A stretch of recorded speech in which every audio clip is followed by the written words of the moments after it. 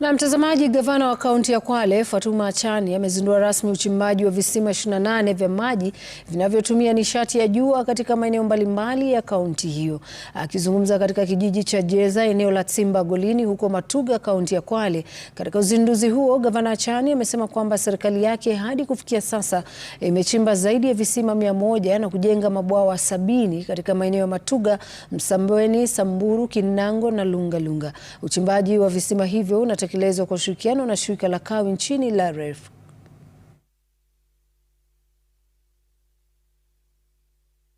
Katika mradi huu ambao tunafanya na REREC, tunatengeneza bore 28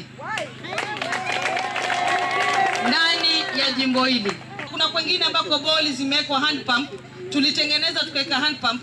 Katika mradi huu tunaenda kuondoa hiyo hand pump, tunaenda kuwekea sola, na hapa tutatengeneza mradi wa sola, tuweke sola hapa, lakini si sola pekee, pia tutaweka generator.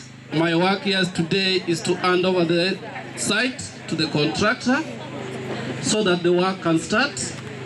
The work will go for only 6 months. Within the 6 months, the work should be complete. Tumekuwa na shida ya maji sana. Wamama wetu wametaabika sana kutafuta maji.